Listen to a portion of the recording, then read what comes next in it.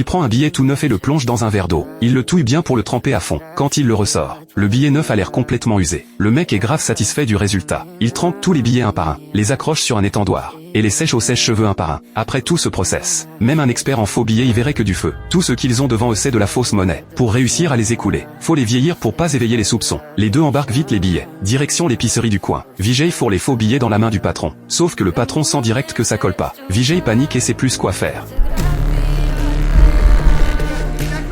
Sam réagit au quart de tour, attrape Vijay, arrache le billet des mains du patron, et les deux se barrent en courant. Heureusement ils rentrent à la base sains et saufs. Ils pensaient que faire des faux billets c'était facile, mais même une épicerie ils arrivent pas à la berner. Sam le malin trouve vite le problème. Le papier des vrais billets est spécial. Ce papier en pâte de coton comparé au papier en pâte de bois a un toucher complètement différent. En plus le papier coton fait un bruit bien sec. Et puis il y a l'encre à couleur variable. Selon l'angle, elle change de couleur. Et enfin le fil de sécurité dans le billet. Pour faire des faux indétectables, faut régler tous ces problèmes. Sam trouve l'inspiration dans un film. Pour que les faux passent inaperçus, les dessins doivent être faits à la main, parce que les billets ont des micro-caractères. Un scanner fait apparaître un effet de moiré. Du coup le brouillon doit être dessiné à la main. Une fois le brouillon prêt, ils le réduisent à l'échelle pour la gravure. Après polissage et traitement chimique, la plaque d'impression est née. Sauf que le papier coton c'est un matériau spécial, impossible à trouver dans le commerce. Les deux doivent chercher un substitut. Après 3 jours et 3 nuits de recherche, Sam trouve un remplaçant dans un magazine. Il le file à Vijay pour qu'il le teste. Vijay le touche et trouve le papier trop fin.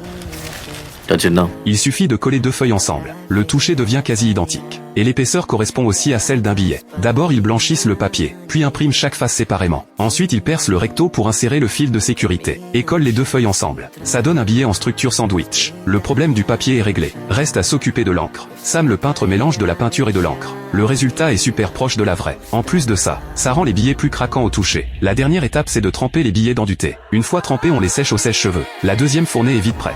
100 balles de matos pour 10 000 de faux billets. Maintenant faut tester le résultat. Il retourne à la même épicerie, échaudé par la dernière fois. Les deux se tiennent par la main prêts à détaler. Sam entre payé avec un faux billet. Derrière Vijay est mort de stress. Sous le regard tendu de Sam, il se retrouve avec une bouteille de soda et de la monnaie. Les deux fixent le soda et la monnaie. Leur empire financier est sur le point de naître.